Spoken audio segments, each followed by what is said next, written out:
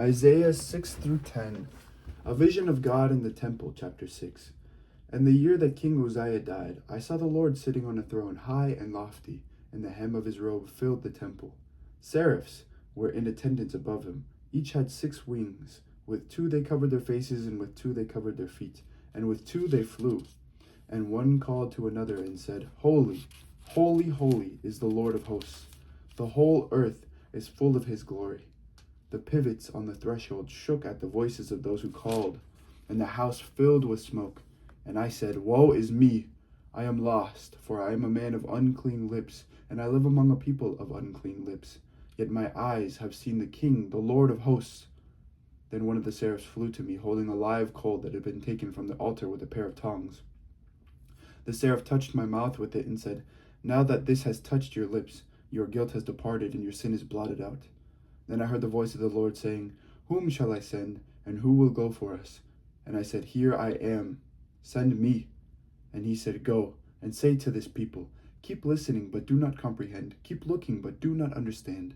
Make the mind of this people dull, and stop their ears, and shut their eyes, so that they may not look with their eyes, and listen with their ears, and comprehend with their minds, and turn and be healed.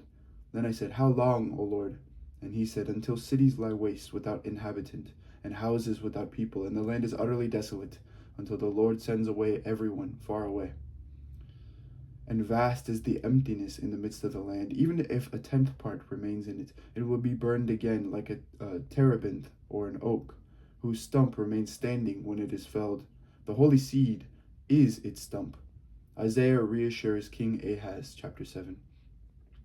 In the days of Ahaz, son of Jotham, son of Uzziah, king of Judah, King Rezin of Aram and King Pekah, son of Remaliah of Israel, went up to attack Jerusalem, but could not mount an attack against it.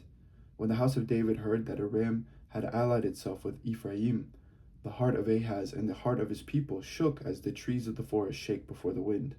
Then the Lord said to Isaiah, Go out to meet Ahaz, you and your son Shear-Jashub, at the end of the conduit of the upper pool on the highway to the fuller's field, and say to him, Take heed, be quiet, do not fear, and do not let your heart be faint because of these 2 smoldering stumps of firebrands, because of the fierce anger of Rezin and Aram and the son of Remaliah. Because Aram with Ephraim and the son of Remaliah has plotted evil against you, saying, Let us go up against Judah and cut off Jerusalem and conquer it for ourselves, and make the son of Tabeel king in it. Therefore thus says the Lord God, It shall not stand, and it shall not come to pass. For the head of Aram is Damascus, and the head of Damascus is Rezin. Within 65 years Ephraim will be shattered, no longer a people. The head of Ephraim is Samaria, and the head of Samaria is the son of Remaliah. If you do not stand firm in faith, you shall not stand at all. Again the Lord spoke to Ahaz, saying, Ask a sign of the Lord your God. Let it be deep as Sheol or high as heaven. But Ahaz said, I will not ask, and I will not put the Lord to the test. Then Isaiah said, Hear then, O house of David. Is it too little for you to weary mortals, that you weary my God also? Therefore the Lord himself will give you a sign. Look, the young woman is with child, and shall bear a son, and shall name him Emmanuel. He shall eat curds and honey by the time he knows how to refuse the evil and choose the good. For before the child knows how to refuse the evil and choose the good, the land before whose 2 kings you are in dread will be deserted. The Lord will bring on you and on your people and on your ancestral house such days as have not come since the day that Ephraim departed from Judah, the king of Assyria. On that day the Lord will whistle for the fly that is at the sources of the streams of Egypt, and for the bee that is in the land of Assyria. And they will all come and settle in the steep ravines, and in the clefts of the rocks, and on all the thorn bushes, and on all the pastures. On that day the Lord will shave with a razor hired beyond the river, with the king of Assyria, the head of the hair of the feet, and it will take off the beard as well. On that day one will keep alive a young cow and 2 sheep, and will eat curds because of the abundance of milk that they give. For everyone that is left in the land shall eat curds and honey. On that day every place where there used to be 1,000 vines worth 1,000 shekels of silver will become briars and thorns. With bow and arrows one will go there, for all the land will be briars and thorns. And as for all the hills that used to be hoed with a hoe, you shall not go there for fear of briars and thorns, but they will become a place where cattle are let loose and where sheep tread. Isaiah's son, a sign of the Assyrian invasion, chapter 8. Then the Lord said to me, Take a large tablet and write on it in common characters, belonging to Maher Shalal Hashbaz, and have it attested for me by reliable witnesses, the priest Uriah and Zechariah, son of Jeberechiah, and I went to the prophetess. And she conceived and bore a son. Then the Lord said to me, Name him Maher Shalal Hashbaz, for before the child knows how to call my father or my mother, the wealth of Damascus and the spoil of Samaria will be carried away by the king of Assyria. The Lord spoke to me again, because this people has refused the waters of Shiloh that flow gently and melt in fear before Rezin and the son of Remaliah. Therefore the Lord is bringing up against it the mighty flood waters of the river, the king of Assyria in all his glory. It will rise above all its channels and overflow all its banks. It will sweep on into Judah as a flood, and pouring over it will reach up to the neck, and its outspread wings will fill the breadth of your land, O Emmanuel. Band together, you peoples, and be dismayed. Listen, all you far countries. Gird yourselves and be dismayed. Gird yourselves and be dismayed. Take counsel together, but it shall be brought to naught. Speak a word, but it will not stand, for God is with us. For the Lord spoke thus to me while his hand was strong upon me, and warned me not to walk in the way of this people, saying, Do not call conspiracy all that this people calls conspiracy, and do not fear what it fears, or be in dread. But the Lord of hosts, him you shall regard as holy. Let him be your fear, and let him be your dread. He will become a sanctuary, a stone one strikes against. For both houses of Israel he will become a rock one stumbles over, a trap and a snare for the inhabitants of Jerusalem. And many among them shall stumble, they shall fall and be broken, they shall be snared and taken. Bind up the testimony, seal the teaching among my disciples. I will wait for the Lord, who is hiding his face from the house of Jacob, and I will hope in him. See, I and the children whom the Lord has given me are signs and portents in Israel from the Lord of hosts, who dwells on Mount Zion. Now if people say to you, Consult the ghosts and the familiar spirits that chirp and mutter, should not a people consult their gods, the dead on behalf of the living, for teaching and for instruction? Surely those who speak like this will have no dawn. They will pass through the land, greatly distressed and hungry, and when they are hungry, they will be enraged and will curse their king and their gods. They will turn their faces upwards, or they will look to the earth, but will only see distress and darkness, the gloom of anguish, and they will be thrust into thick darkness. The righteous reign of the coming king, chapter 9.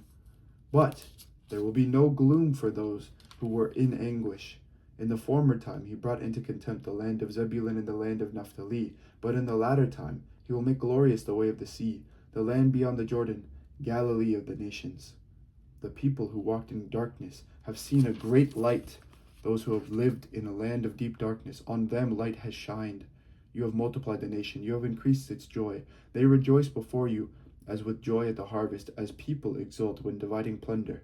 For the yoke of their burden and the bar across their shoulders, the rod of their oppressor, you have broken, as on the day of Midian. For all the boots of the tramping warriors and all the garments rolled in blood shall be burned as fuel for the fire. For a child has been born for us, a son given to us. Authority rests upon his shoulders, and he is named Wonderful Counselor, Mighty God, Everlasting Father, Prince of Peace. His authority shall grow continually, and there shall be an endless peace for the throne of David and his kingdom. He will establish and uphold it with justice and with righteousness from this time onwards and forevermore. The zeal of the Lord of hosts will do this. The Lord sent a word against Jacob, and it fell on Israel, and all the people knew it, Ephraim and the inhabitants of Samaria. But in pride and arrogance of heart they said, The bricks have fallen, but we will build with dressed stones. The sycamores have been cut down, but we will put cedars in their place. So the Lord raised adversaries against them and stirred up their enemies, the Arameans in the east and the Philistines in the west, and they devoured Israel with open mouth. For all this his anger has not turned away, his hand is stretched out still. The people did not turn to him who struck them, or seek the Lord of hosts. So the Lord cut off from Israel head and tail, palm branch and reed in one day.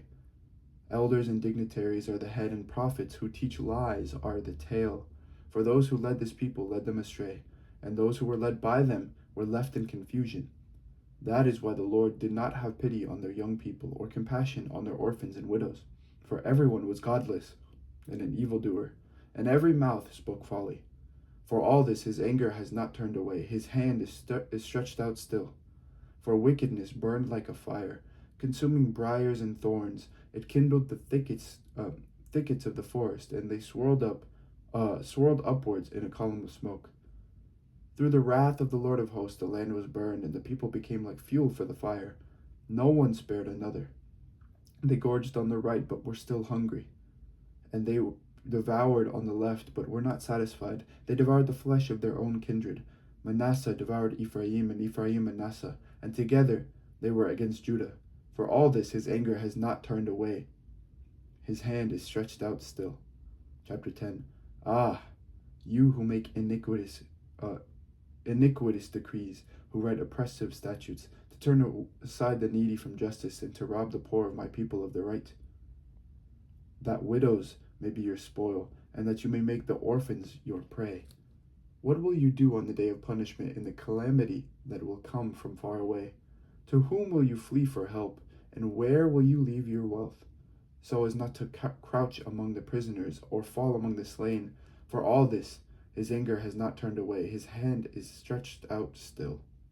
Ah, Assyria, the rod of my anger, the club is in their hands. The club in their hands is my fury. Against a godless nation I send them, and against the people of my wrath I command him to take spoil and seize plunder, and to tread them down like the mire of the streets. But this is not what he intends, nor does he have this in mind, but it is in his heart to destroy, and to cut off nations, not a few. For he says, Are not my commanders all kings? Is not Calno like Karchishmish? Is not Hamath like Arpad? Is not Samaria like Damascus? As my hand has reached to the kingdoms of the idols, whose images were greater than those of Jerusalem and Samaria, shall I not do to Jerusalem and her idols what I have done to Samaria and her images? When the Lord has finished all his work on Mount Zion and on Jerusalem, he will punish the arrogant boasting of the king of Assyria and his haughty pride.